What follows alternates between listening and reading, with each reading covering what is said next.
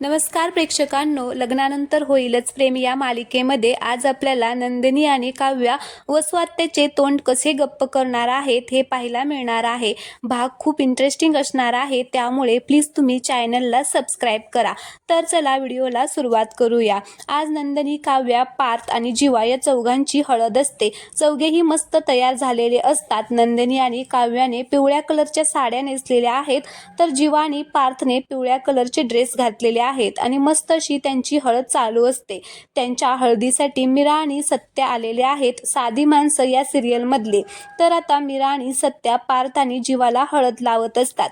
सत्या जीवाला लावत असतो आणि मीरा पार्थला हळद लावत असते. सगळेजण येतात, खूप खुश झालेले असतात. प्रेक्षकांनो, हा एपिसोड तुम्ही टीव्ही वरती नक्की पहा. छान सॉन्ग लावलेला आहे आणि खूप मस्त असा हळदीचा एन्जॉय चालू झालेला असतो. तर सगळेजण एक एक करून जीवा आणि पार्थला हळद लावत असतात. तर पार्थ आणि जीवाचं मात्र लक्ष त्यांच्या बायकांकडे असतं. त्यांच्या समोरच बसलेल्या असतात तिकडे, कारण जीवा पार्थची उष्टी हळद त्यांना लागणार आहे, त्यामुळे त्या तिथे बसलेल्या असतात आणि या दोघांना एक एक करून हळद लावत असतात. रम्या, वसुआत्या, विक्रम सगळेच जण येथे जमलेली मंडळी असतात. ते हळूहळू या दोघांना हळद लावत असतात. सगळ्यांचीच हळद लावून झाल्यानंतर त्यांची उष्टी हळद नंदिनी आणि काव्याला लावायची असते. तर मानिनी म्हणत असते की झाली ना सगळ्यांची हळद लावून. आता सगळेजण म्हणत असतात की हो हो झाली.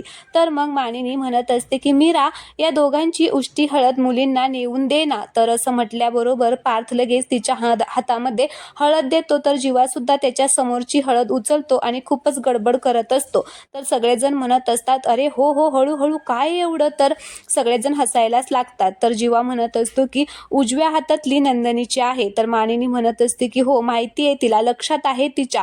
तर सगळे पुन्हा हसतात. मीरा हळद घेऊन चाललेली असते, तर अचानक तिचा पाय तिथे खाली पडलेल्या कापडामध्ये अडकतो आणि तिच्या हातामध्ये जी हळद असते ती एकमेकांमध्ये मिक्स होते आणि ती खूपच घाबरते. तर तेवढ्यात तिकडून वसुआत्या येते आणि म्हणत असते की अगं, अशी कशी तू धडपडली. झालं आता, सगळंच झालं. अगं, माझ्या दोन्ही भाच्यांची हळद मिक्स झाली ना. असं म्हटल्याबरोबरच मीरा खूपच घाबरते. सगळेच आता वसुआत्याकडे आश्चर्यानेच बघत असतात. तर तेवढ्यात नाटक करत रम्या म्हणत असते की अगं आई काय. तर वसुआत्या म्हणत असते की अगं काय अगं, आता कोणती हळद पार्थची आहे आणि कोणती हळद जीवाची आहे हे कसं कळणार ग, सांग बरं तूच. तर इकडे मानिनी म्हणत असते की वसुताई प्लीज तुम्ही जरा शांत व्हा, ती पाहुणी आहे आपल्याकडची, असं बोलू नका तिला. तर सत्या मीराला म्हणत असतो की काय ग, काय झालं, अशी कशी धडपडली तू. या लग्नामध्ये खोडा घालायला कोणीतरी मुद्दाम प्रयत्न करत आहे. सत्या हे सगळं रम्याकडे बघून म्हणत असतो. सगळेच आता त्याच्याकडे आश्चर्याने बघत असतात. तर रम्या म्हणत असते की तुम्ही माझ्याकडे बघून का बोलताय हे सगळं, मी तुमच्या सगळ्यांबरोबर इथेच उभा आहे. तर आता सत्या म्हणत असतो की हो, की खोडा जर घालायचा असेल तर दुसऱ्या कोणाकडून आपण घालून घेऊ शकतो की. तर इकडे काव्या म्हणत असते की सत्या दादा, रम्याची यामध्ये काहीच चूक नाहीये. मीरा तिची चुकून पडली, रम्याने काहीच केलं नाही. तर लगेच वसुआत्या म्हणत असते की चल, मला मान्य आहे की ही चुकून पडली, पण हिच्याकडून चूक झालेली आहे, ती आपण दुरुस्त कशी करायची सांग बरं आता. असं म्हटल्याबरोबरच सगळ्यांना तिथे धक्काच बसतो. सगळेच एकमेकांकडे बघत असतात. तर पुन्हा रम्या नाटक करत म्हणत असते की आई अगं काय चाललंय तुझं. तर वसुआत्या म्हणते काय म्हणजे, आता यांची हळद होणार नाही, या मुलींना यांची उष्टी हळद लागणार नाही, आता हळदच होणार नाही. असं म्हटल्याबरोबर सगळे पुन्हा वसुआत्याकडे आश्चर्यानेच बघत असतात. तर नंदिनी आणि काव्या एकमेकींकडे बघतात आणि हसतात. नंदिनी सुद्धा उठते आणि म्हणत असते की वसुआत्या थांबा, हळदही होईल आणि उष्टी हळदही लागेल. असं म्हटल्याबरोबरच वसुआत्या म्हणतात कसं काय लागेल. तर नंदिनी म्हणत असते की ती कशी काय ते मी तुम्हाला सांगते. असं म्हणून त्या दोघी तिकडे पार्थ जीवा असतात तिकडे जातात. तर नंदिनी म्हणत असते की वसुआत्या, या दोन उष्ट्या हळदी एकमेकात मिसळल्यात, एकजीव झाल्यात. अगदी कोणी पाहिलं तर सांगू शकणार नाही की कुठली हळद कोणाची आहे. हे वेगळं करताच येणार नाही, जसं आमच्या चौघांचं नातं आहे. असं म्हटल्याबरोबरच सगळेजण हसायला लागतात नंदिनीच्या या शब्दामुळे.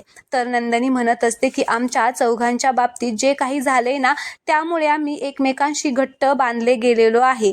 जे काही झाले ते सगळं एकत्रितपणे आम्ही सहन केलेलं आहे. मग तो राग असू दे, दुःख असू दे, अपमान असू दे, विरह असू दे, शरम असू दे आणि पराकृतीचं प्रेम सुद्धा. उलट या हळदीपेक्षा मी, जीवा, काव्या, पार्थ आणि आमच्या चौघांचं नातं एकजीव आहे आणि मला तर असं वाटतं की हा नशिबाचा करेक्ट संकेत आहे. असं म्हटल्याबरोबर सगळेच हसायला लागतात. तर काव्या म्हणत असते की करेक्ट आहे. मी काय म्हणते, ही एकमेकांमध्ये मिसळलेली हळद जर मला लागली ना, तर मी काय समजेल माहिती आहे का? मला हळद लागली माझ्या नवऱ्याच्या नावाची, म्हणजे पार्थच्या नावाची, आणि एक मित्र म्हणून माझं भलं करणाऱ्या या जीवाची. असं आता ती म्हणते तर सगळेच तिच्याकडे बघत असतात आणि खूप खुश होतात. तर नंदिनी सुद्धा म्हणत असते की बरोबर आहे, आणि अशी हळद जर मला लागली ना, तर मी समजेल की माझ्या पाठीमागे उभा राहणाऱ्या जीवांची आणि मला साथ देणाऱ्या माझ्या दिराची, असं मी समजेल. आणि दोघींच्या या विचारामुळे त्या सगळ्यांचेच मन जिंकतात आणि सगळेच एकमेकांकडे बघून हसायला लागतात. वसवात्या, अहो या दोघांचं काय घेऊन बसलाय? आईबाबांच्या प्रेमाचा रंग जो आमच्यावर चढलाय तो अगदी पक्का आहे. तर काव्या म्हणत असते की नाही तर काय, अहो आत्याबाई, एक कुटुंब म्हणून आम्ही सगळे एकमेकांचं उष्ट खाऊ.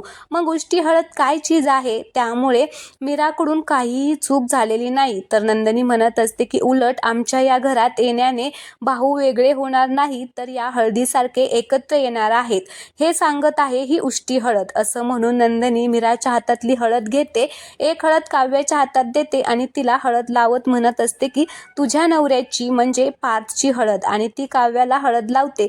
तर काव्या सुद्धा हळद घेते आणि म्हणत असते की आणि ही तुझ्या नवऱ्याची म्हणजे जीवाची हळद. असं म्हणून दोघीही एकमेकींना हळद लावतात. सगळेच जण आता खूप खुश झालेले असतात. तर नंदिनी म्हणत असते की घ्या वसवात्या, तुमच्या प्रश्नाचे उत्तर मी कृतीतूनच दिलेलं आहे. तर वसवात्या हो म्हणते आणि हसायलाच लागते. तर आता सत्या म्हणत असतो की अरे वा वा, ह्यालाच म्हणत असतात साधी माणसं. तर सगळेच खूप खुश होतात आणि नंदिनी आणि काव्याची सुद्धा हळद खूप छान होते.